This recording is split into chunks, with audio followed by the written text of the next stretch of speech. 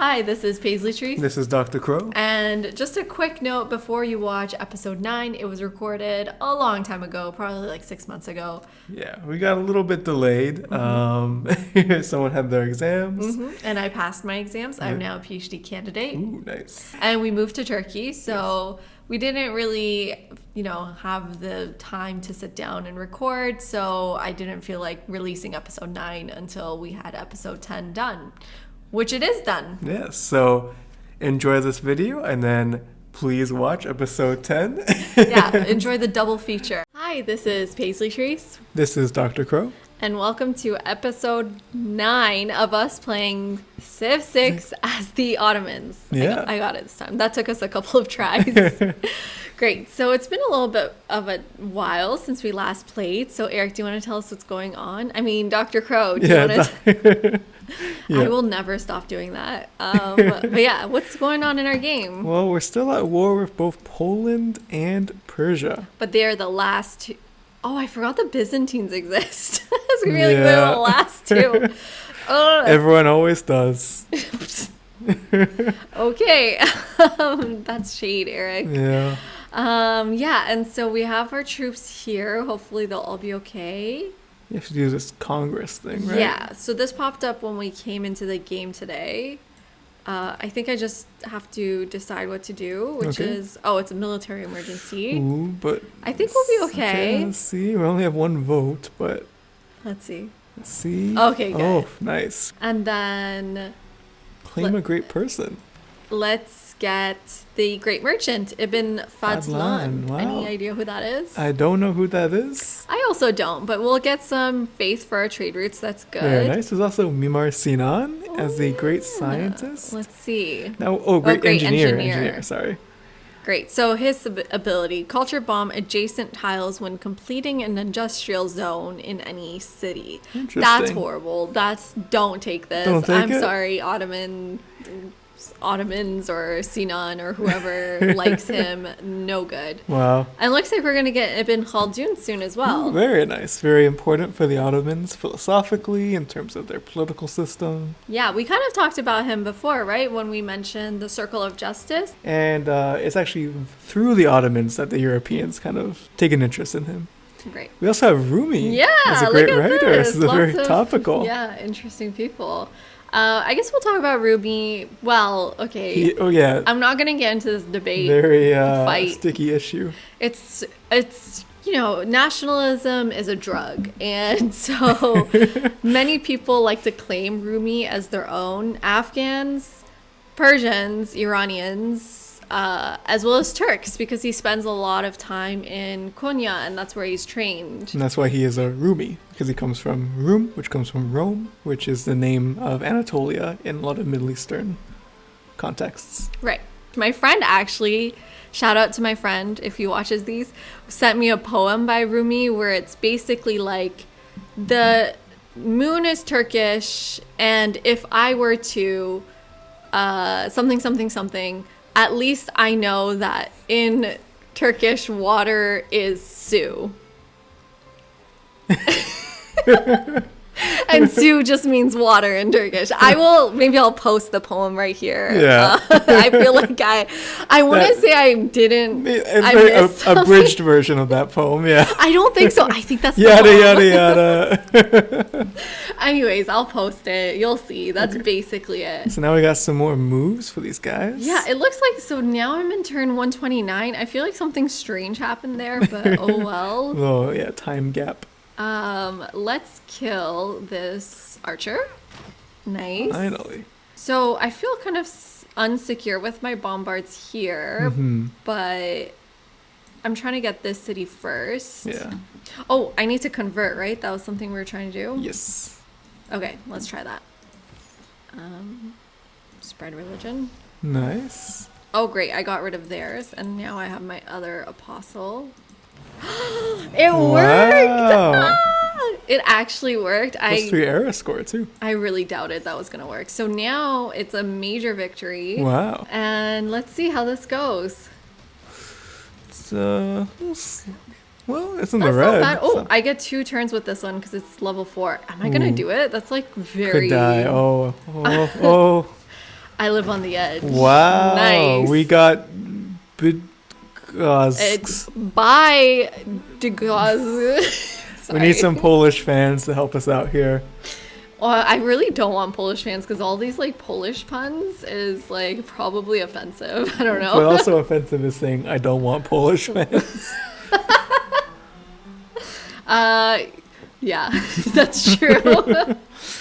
And Never mind. Okay, let's see what we're doing here. this crossword. Persia's not going well. Well, But I don't know. I think, okay, when I was in high school, I used to play poker all the time. Yeah. And every first turn, I would go all in. Okay. I feel like that's how I play Civ sometimes. Just go all in, and it works. It works, yeah. It rewards you for your stupidity. That should be the tagline for Civ. Okay, so speaking of great engineers, Okay. so I have a guess as to why Mimar Sinan's specialty is this. Okay. Can you tell me what you think it is? Um, Cultural bomb adjacent tiles when completing an industrial zone in any city for a great engineer. I don't know. Maybe because the Ottomans kind of recruited skilled workmen from other places, and so that could be like a culture bomb kind of thing. What do you think? Well, yeah, do you want to talk about that? How they recruited workmen? They had a certain amount of mobility, especially very skilled artisans, and could kind of move around to different courts and work on, different projects in that way. Right. Yeah, so like one example of that is Topkapi Palace, which we talked about, had a lot of Persian architects working on it. And there was actually a lot of Persian, Central Asian, and European, Italian architects or builders, people part of like masonry guilds, tile guilds, things like that coming into the Ottoman Empire. Yeah. But I don't think that's it. Maybe my guess doesn't make sense either. But I think it's because Mimar Sinan is an architect, as we define it today, but he's also an engineer, right? Yeah, that's true. Do you want to talk about that background a little bit? He got to start actually designing lots of kind of infrastructural projects like aqueducts, bridges, dams. Did we lose that janissary? Yep. Oh no. Yep. It's okay. It's fine. Yeah, so he was an engineer. I mean, like, those terms are very fluid in the early modern period. Yeah. But it says, okay, so cultural bomb adjacent tiles when completing an industrial zone in any city. So why would an architect have something related to industrial zones? I think it's because of his engineering sort of crossover. That makes sense. And let's get Ibn Khaldun. Yeah, so chosen campus gains 2 housing and 1 amenity, increases non-food yield, benefits of happiness in your empire by 40. I think that would be best in Baghdad, right? How are you doing? No, you got housing. Oh yeah, maybe Cairo could use it. This is their campus. Yeah. Oh yeah, I forgot about Cairo. I should probably Help him out a bit. Yeah. Okay, let's go help Cairo. So, what do you want to talk about history-wise? We just covered the end of the Janissaries, and we talked a little bit about Mahmud II. And, Mahmud II's reign, at the end of it, there's a very big kind of civil war between Egypt and the Ottoman Empire. Egypt almost defeats the Ottoman Empire. It's very, very close. Right. That's an interesting story. Yeah, for sure. Did we already talk about it? Maybe. I don't know. I'll just say it really briefly. Uh-huh. Egypt kind of has like a sort of top-down, almost like industrialization period. Yeah. Sorry. Where the ruler of Egypt, Muhammad Ali, starts to very intensively kind of organize a conscript army. They start to very forcefully industrialize, convert, peasantry into cash crop farmers, cotton farmers, this kind of stuff. They try to establish a kind of colonial empire in the Sudan. In a lot of ways, Muhammad Ali kind of actually continues in the Nizam Jadid project.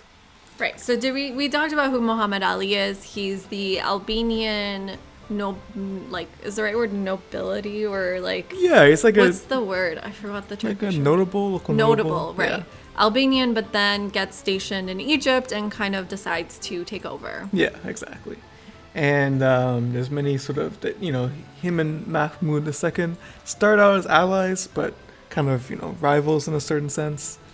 But there's a huge amount of tension between them that turns into open warfare, and Muhammad Ali almost defeats Mahmud II. He's in Anatolia with his army. He's conquered all of Syria, conquered all of the southern parts of the Ottoman Empire. And, the British and French kind of realize, oh, wait a minute, like, we don't really want Muhammad Ali to be kind of controlling a very rapidly industrializing, state of Egypt. Yes! Ooh. That's Nice. so cool. Wow, +4. This was like the most galaxy brain idea I've ever had. Oh, why did I do that? That was the dumbest idea. Why did I just attack? I was like, I don't even have my... Bombards there, yeah. No, where's the thing that hits walls? Siege tower? Siege tower, yeah. Whoops. Well, it'll be I was okay. like, they're converted. It'll be easy. Oops, okay. Hopefully it'll be fine. Yeah. Let's go convert the next place. Okay. Sorry. Let me bring up that, What do I do? I can't... How do I get rid of these walls? with the cannon, right? Yeah, so I need to go to a place where they only get one-shotted, not two-shotted. And then this thing's going to upgrade soon. Yeah. My bad. But yeah, and the British French also have a lot more contacts in Istanbul, and for them it's easier because Mahmud is kind of dependent on them in the way that Muhammad Ali is not. Mm-hmm. So in 1839, the new Sultan, Abdul Majid, tries to basically kind of establish a kind of reconciliation and kind of, bring the empire back together. And he says that, unlike Mahmud II, I'm going to respect the rule of law. I'm going to respect the Sharia. I'm going to respect kind of, ingrained privileges. Mm-hmm. And they're going to kind of reorganize the state into a more kind of like bureaucratic system. Mm-hmm. And this reorganization is called the Tanzimat, Right. which means reorganization. Right. Very good. So speaking of Tanzimat and reorganization, I am going to be losing them in 4 turns. Oh, no. What can we do? Is there some promotion here that gives you loyalty? No, but within the city circumference, maybe this one's fine. Oh yeah, this Sure. one gives you Yeah, loyalty. that's good. There we go. Does that help at all? 4 turns is not a lot, so I'm Yeah. probably gonna lose this city. My bad. But it's fine. This is the capital, not this one. Yeah. Okay, yes. So the Tanzimat era is kind of like an important historical marker in Ottoman studies. Yeah. A lot of people are either pre-Tanzimat or post-Tanzimat scholars. Yeah. What do you think about that division? I mean, it's important because on one hand, it's a division, like a historical division that was internal to Ottoman discourse. Interesting. The Ottomans themselves view the Tanzimat as a kind of turning point. It does mark a real change in the governmental structure, changes in institutions. So for that sense, like a lot of the categories historians use, like early modern, even something like 19th century, the Ottomans don't use the Gregorian calendar, right? Right. So Yeah, what calendar do they use? they use the Hijri calendar, which is the Islamic calendar, and the Rumi calendar, which right? is it's has the kind of years of the Islamic calendar, but it's kind of formatted according to the Julian calendar. Mm-hmm. Yeah, so I mean, the 19th century doesn't mean anything to the Ottomans, right? Right. Except for the Catholic communities, I guess, right? Right. So, except to those that use... The Gregorian calendar, Right. yeah. Which is not the Greeks, it's not the Armenians, it's not the Muslims, it's not the Jews. Right. So yeah, usually like time periods are split up between like 15th century, 16th century, or through these understandings of like what is early modern, what is modern, or what what's is medieval, pre-modern, yeah. early modern, modern, right? And so there's a lot of debates on like, is that useful in all situations? Is it applicable in all situations? Things like that. Yeah, I mean, one of the criticisms of early modern is that it's like you're Music is so presuming loud. Sorry. you're presuming something that hasn't happened yet. You know what I mean? Like it's a name for something that hasn't happened, That's so you can't say interesting. that like it constitutes a period by itself, right? Right. So It'd be like calling like Elvis like early punk. Like it doesn't make sense, right? Because that's a good example. But so the good thing about Tanzimat is that it's something that the Ottomans themselves used as a turning point and kind of marks a division within Ottoman discourse itself. Right. Right. Cairo is not doing too well. Well, Cairo, it, like historically, isn't really on my side, are they? That's true. Yeah. Screw them. Right. I should probably buy stuff out of Cairo. Yeah, maybe I should. I mean, I just kind of like a waste Worried of about my your trade money. routes though. Yeah, that's true. Let's buy. Is a janissary enough here? I'll do Yeah, I it. think so. I'll do it. I'll do it. That's fine. And then I already got Bandar Brunei, so I don't need anyone else, right? Because I'm not gonna have stock exchanges for a while. Mhm. I guess I'll keep going with Zanzibar. One more just to make it to 6. Nice. Okay. So, do you want to tell us more about the Gulhane Edict and more about the Tanzimat? Yeah, there's kind of two very important palace edicts that are kind of central for the Tanzimat. The first one is called the Hatu Sharif Gulhane, which is a edict which is made by Abdul Majid, which is a very kind of like traditional edict in a lot of ways. I mean, it was not totally new in its language, totally new in its kind of like way in which it was talking about the state. But it was seen as like an important marker of the time of what Abdul Majid is trying to do. Right. The second one is called the Islahat Edict, or the Reform Edict, and this is during the Crimean War, 1850s. And this is a much more drastic kind of edict, in which is really now adopting the language of, equality of rights, minority rights, constitutionalism, this kind of stuff. So it's very much in the kind of, like, oh no. Why did I do that? It said major victory. That sucks. Yeah. What just died? I don't even know what that The was. janissary. Ugh, I was listening to you. Why was I listening to you? I already know this stuff. Sorry. No, I'm just blaming you. It's not your fault. Okay, that was dumb. Keep going. I'm not playing very well these days. And so we kind of talked about reforms happening in the military. What about other changes that are happening in the 19th century? Like maybe we could talk about railroad technology. Oh yeah. I mean, the 19th century, as people know, you really have this pickup, this really increasing speed of technological development. Right. Yeah, we have the first steamships, which really revolutionized travel in the Mediterranean.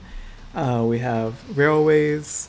The Ottoman Empire does not have a very extensive railway network, but has some very famous railways. The most famous one being the Hejaz Railway, which is constructed from Anatolia to Mecca and Medina. I don't think it ever reaches Mecca, but it reaches Medina. And this is the one that Lawrence of Arabia tries to fight over during World War One. And it has the telegraph. It has mass media, some newspapers. All the different kinds of media that we're kind of are accustomed to today, like Right. comics, novels, newspapers, advertisements, posters, all this kind of stuff. By the end of it, you have recorded music, you have film starting, right? So you have really all of these kind of like, technological developments producing social changes as Right. well. And do you want to talk about the Suez Canal? Because that's sort of a big deal during this time. I don't know if you know much about it, actually. Yeah, so one of the kind of major goals of European commercial interests, but also political interests, was that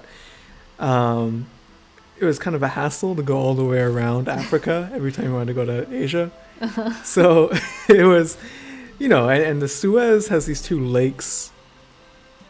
Like it's already kind of like an elbow, it's like a joint, and then it has these two lakes in the middle. So people were saying for a long time, well, you could just kind of, it should be pretty easy to just build a canal in between there, and that way you can easily skip going all the way around Africa. How long has this been like an idea? Because it's not just in the 19th century, right? No, the Ottomans attempted to do it at one point. The Romans attempted to do it.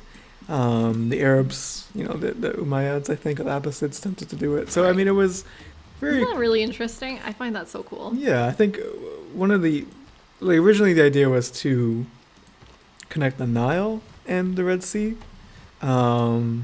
But one of the issues with that is that you might mix salt water with fresh water, which would be bad.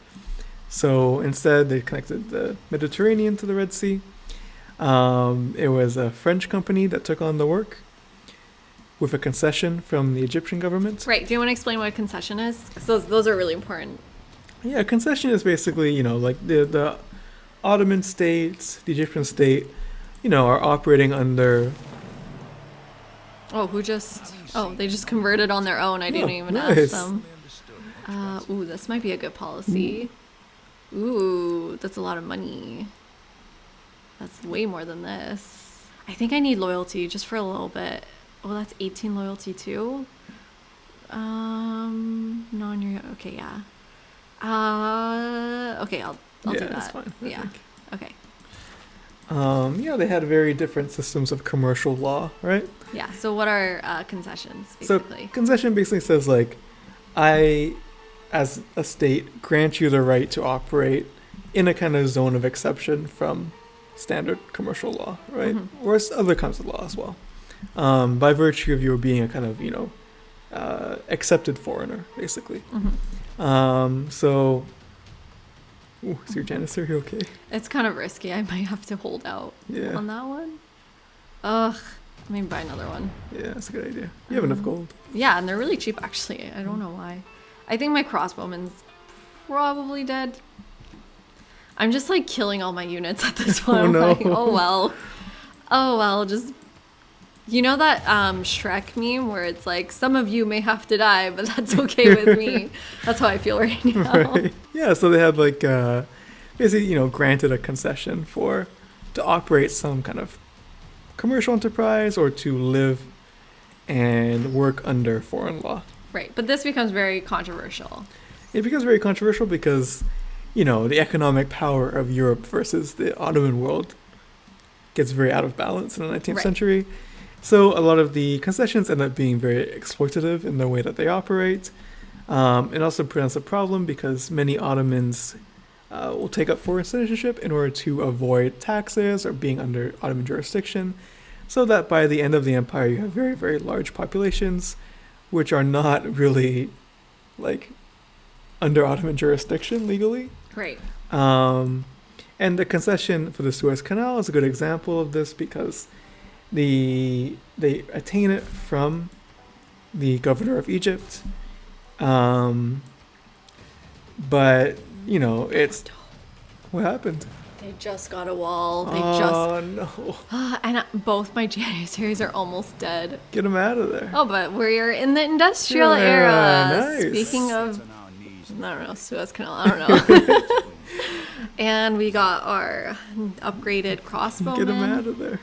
I also am just running away constantly. Can you please stop? What do I do here? Can you just go south? I mean, I just want the city now. But there's no way to take it right now. Isn't there? I don't think so. Maybe if I start pillaging down this way. Yeah, that's a good idea. I really just need to... Ooh, I thought I could pillage. Oh, this guy's dead. No! No! I keep saying we're gonna finish, and then we don't finish, so I don't... I mean, obviously I don't get to this part of the game very often, but I don't know what to do, and that's rebelling in one turn. Okay. This guy's dead. All right. Yeah, my siege unit's probably dead too. Oh, no. But looks like things are going a little bit better down here. Yeah, definitely. These bombards are helping out a lot, which I didn't think they would this much, but it's going well. And I think we can get this city now, actually. Ooh, nice. Let's try it. And I can actually upgrade. I can upgrade to field cannons. It's $300. I don't need it right now, but I will soon. And that'll be very helpful. Yeah, for sure. And then, should I pillage? I think I'll pillage first. Okay. And then do it one more time. Nice. And we got one more city. Awesome, Yeah. awesome. Things are going pretty well with Poland. Yeah, maybe we shouldn't have tried to do a two-front war at the start, but... And then with this, I kind of want to get into the water and see if I can make my way around. Mm-hmm. And over here... Let's finally get rid of these bandits. Finally. Nice. Great. And what city do we keep this one? Yeah, Nice. Excellent. Awesome. So is there anything you want to say to wrap up the history? What did we leave We're talking off about the with? Suez Canal, and yeah, so one thing with the Suez Canal is that it was very expensive, much more expensive than people thought. And so Egypt ended up going into a lot of debt because of it. Yeah. And Egypt eventually goes bankrupt, and the British and the French kind of seize the Suez Canal from the Egyptians. Right. And yeah, and in 1882, the British formally occupy Egypt, which there's some debate about whether they intended to do this or they kind of stumbled into it, but they ended up being in Egypt for many decades, ruling it as basically a colony. I died. My Janissary died. Oh no. R.I.P. Yeah, we need these Nizam Jadid troops to come out. I know. I don't know if I should start upgrading my Janissaries. Is that it? On this one, rebelled, of course. Yeah. I think my plan is to just ignore it, but I really need like something to break down those walls, right? What do I do with these units? Should we just move them around maybe, or? And then, but you know what's so annoying? Kabul is right there. I hate Kabul. They're being so frustrating. Yeah. I think let's just bombard the city, I guess. Yeah, let's just keep using these units, I guess. And then here, let's just move around. This isn't going well up there, but it's going really well down here, Nice. right? Yeah, Right? let's try and get Krakow today. Oh, and then the problem is this bombard is kind of dying. I think that's fine. I think That's okay. I've almost defeated their walls. Yeah. I think if I hit here... Oh.